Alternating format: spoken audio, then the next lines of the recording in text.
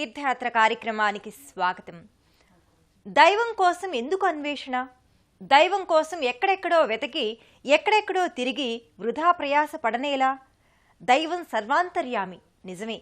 ఆ అంతర్యాలలో నువ్వు కూడా భాగమే. కాబట్టి దైవం నీలో ఉన్నాడు. నిష్కల్మషమైన హృదయంతో అంతర్వీక్షణతో నీలోకి నువ్వు తొంగి చూడు. దైవం సాక్షాత్కారమవుతుంది.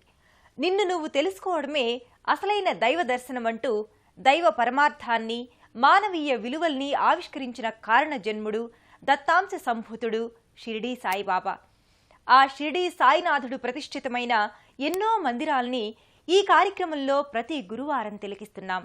ఆ పరంపరలోనే ప్రకాశం జిల్లాలోని కరవది గ్రామంలో నెలకొన్న షిరిడీ సాయి మందిర విశేషాల్ని ఇప్పుడు తిలకిద్దాం.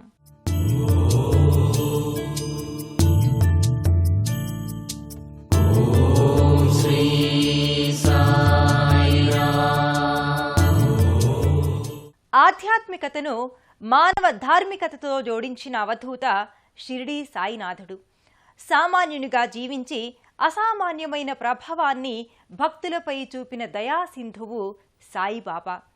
ప్రకాశం జిల్లా ఒంగోలు మండలం కరవది గ్రామంలో ఉన్న సాయిబాబా మందిరం సాయి భక్తుల పాలిట ఆధ్యాత్మిక ధామంగా విలసిల్లుతోంది. ప్రకాశం జిల్లా కేంద్రమైన ఒంగోలుకు అతి సమీపంలో ఉన్న గ్రామం కరవది. ఒంగోలు నుంచి రోడ్డు, రైలు మార్గం ద్వారా కరవదికి సులభంగా చేరుకోవచ్చు. రైల్వే స్టేషన్ సమీపంలోనే ఉన్న షిరిడీ సాయిబాబా మందిరం భక్తులను విశేషంగా ఆకట్టుకుంటోంది. సువిశాల ప్రాంగణంలో ఉన్న సాయి మందిరం ఆహ్లాదకర వాతావరణ నేపథ్యంగా అలరారుతోంది.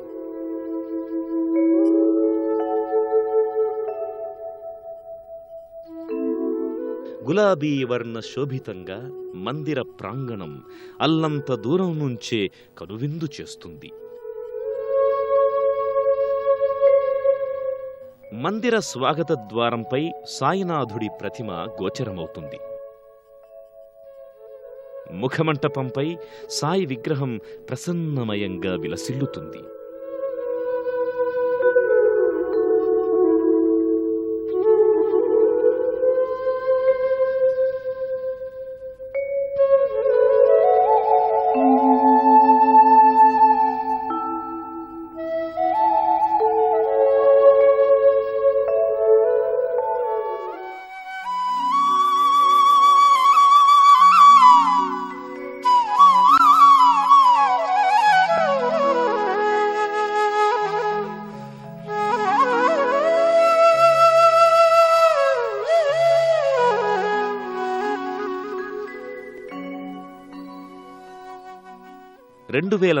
సంవత్సరం ఏప్రిల్ నెలలో ఈ మందిరానికి శంకుస్థాపన గావించారు.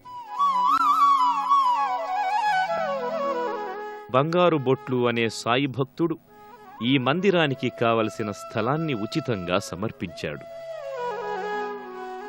2006వ సంవత్సరంలో జూన్ 1వ తేదీన మందిరంలో సాయి విగ్రహాన్ని ప్రతిష్ఠాపన చేశారు. మందిరంపై సంప్రదాయ సాయి మందిరాల రీతిలోనే స్తూపాకార గోపురం గోచరమవుతుంది. వ్యక్తులు స్థూల దృష్టిలో నుంచి సూక్ష్మ దృష్టితో ప్రతి అంశాన్ని పరిశీలించాలని ఈ స్తూపాకృతి గోపురం సందేశమిస్తున్నట్టుగా ఉంటుంది. గోపురం త్రికలశయుక్తంగా ఉంది. ప్రతి వ్యక్తికి గుణత్రయాలు తప్పనిసరి అని ఇందులోని ఆంతర్యం. పైన ఉన్న ఏకకలశం సాయి ప్రవచించిన సబ్కా మాలిక్ ఏక్ హై అనే ఏకేశ్వరోపాసనకు తగినట్టుగా ఉంటుంది. అవలోకించి చూస్తే సాయి మందిరంలో ఉన్న ప్రతి అంశంలో అర్థం, పరమార్థాలు ఉంటాయి. మందిర ప్రదక్షిణల అనంతరం భక్తులు సాయి సన్నిధానంలోకి ప్రవేశిస్తారు. సాయి మందిరం నెలకొన్న కరవది గ్రామం విలక్షణ నామంతో అలరారుతోంది. కరవది అని ఈ గ్రామానికి పేరు రావడంలో ఆంతర్యం ఉంది. త్రేతాయుగంలో ఖరాసురుణ్ణి శ్రీరాముడు ఈ ప్రాంతంలో వధించాడని చెబుతారు. కరవద జరిగిన ప్రదేశం కాబట్టి కాలక్రమంలో ఇది కరవది అయ్యిందంటారు. అలాంటి పురాణ ప్రశస్తి ఉన్న, విశేష ఐతిహ్యమున్న కరవది గ్రామంలో సాయినాథుడు సచ్చిదానందమూర్తిగా దర్శనమిస్తూ భక్తుల్ని అనుగ్రహిస్తున్నాడు. ప్రధాన మంటపంలో సాయి ప్రధాన విగ్రహం చిన్మయ చిదానందమయంగా జీవకళతో అలరారుతుంది. ఓం శ్రీ సాయిరామ్. ఓం శ్రీ సాయిరామ్.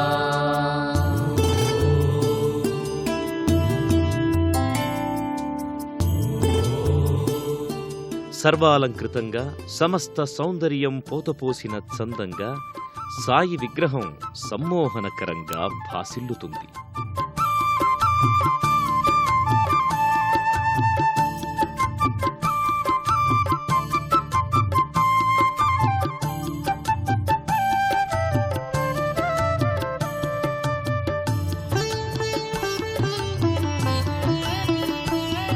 సాయి అలంకార విశేషం నేపథ్యంగా ఎన్నో అంశాల్ని ప్రస్తావించుకోవచ్చు.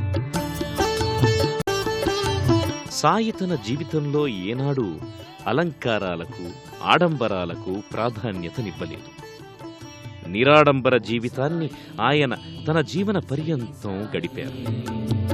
జయ జయ సాయి సద్గురు సాయి. ఓం సాయి.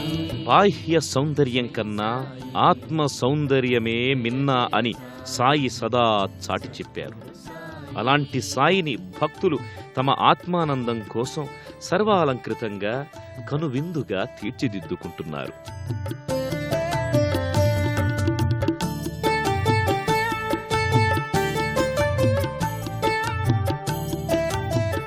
రజత కిరీటధారి అయి బంతులు చేమంతుల మాలికల్ని ధరించి పట్టు వస్త్రాలతో గులాబీల గుబాళింపులతో సాయి సుందర బంధురంగా అలరారుతున్నాడు.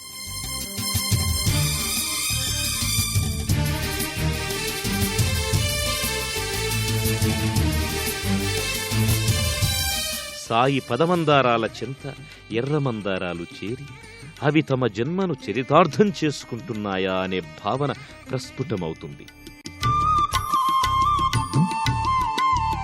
సకల సన్మంగళం కోసం, వాతావరణాన్ని సదా పరిశుద్ధం చెయ్యడం కోసం సాయికి నిత్యం ధూపం సమర్పిస్తారు.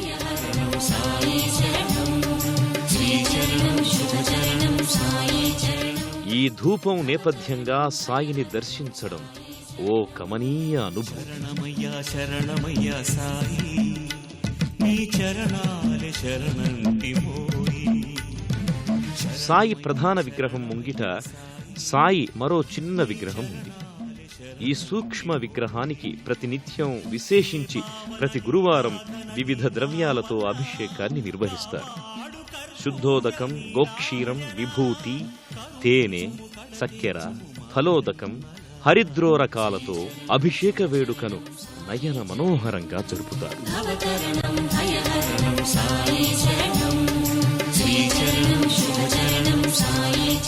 సుప్రభాత సేవ అనంతరం అభిషేక వేడుకను నయన మనోహరంగా నిర్వహిస్తారు.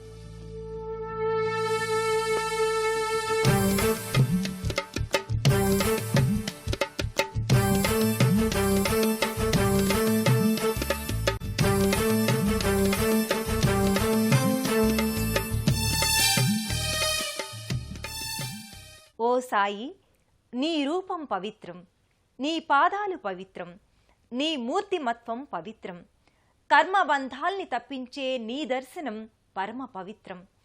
నీ యందు నమ్మకం ఉంచితే నువ్వు మా ముంగిట ప్రత్యక్షంగా ఉన్న మధురానుభూతిని కలిగిస్తావు.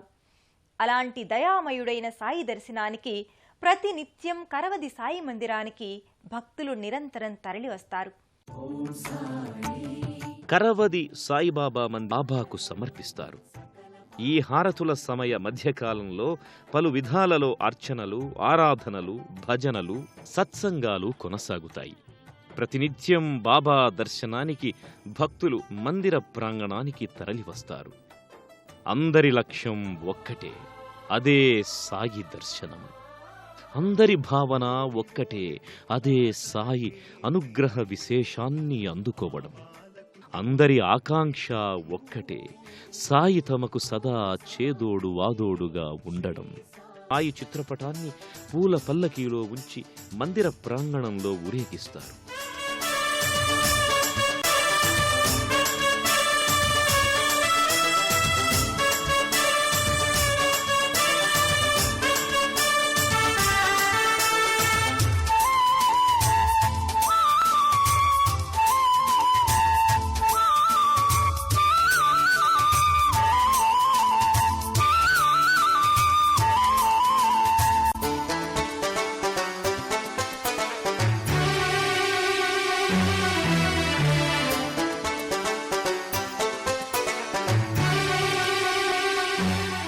కరవది సాయిబాబా మందిరంలో ఉపాలయాలున్నాయి. ఉపాలయాలలో వినాయకుడు, దత్తాత్రేయుడు పూజలందుకుంటారు. సాయి మందిరాలలో వినాయకుడి మందిరం తప్పకుండా ఉంటుంది. సాయి దర్శనానికి ముందే తప్పకుండా గణేశుని దర్శించాలి. సాయి దర్శనానంతరమే దత్తాత్రేయుణ్ణి దర్శించుకోవాలి. సాయి మందిరంలో పాటించే సంప్రదాయాలలో ఇది ఖచ్చితంగా పాటించాలి. కరవది సాయి మందిరంలో ప్రత్యేక మందిరంలో సర్వాభీష్టప్రద సిద్ధి వినాయక స్వామి కొలువుదీరి ఉన్నాడు.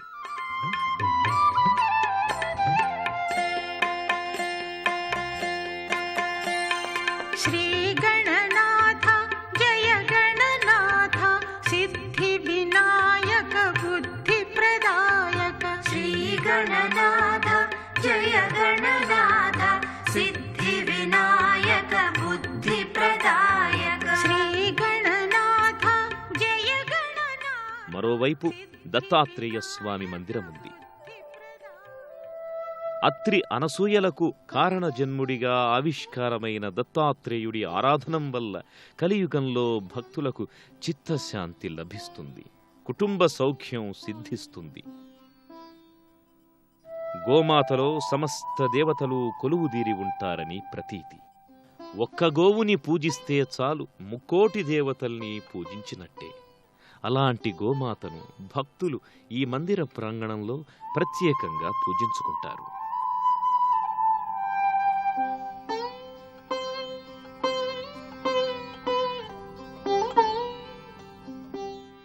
ఈ మందిరంలో విశేష సందర్భంలో కోలాట వేడుకను నిర్వహిస్తారు.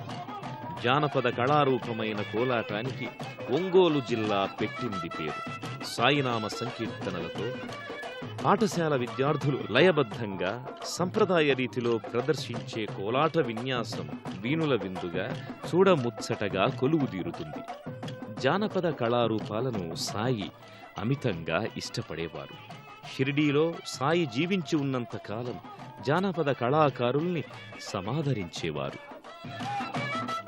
అలాంటి కళాసాయి ముంగిట విద్యార్థులు లయాన్వీతంగా ప్రదర్శించే కోలాట సంబరం కడు రమణీయం, కడు కమనీయం.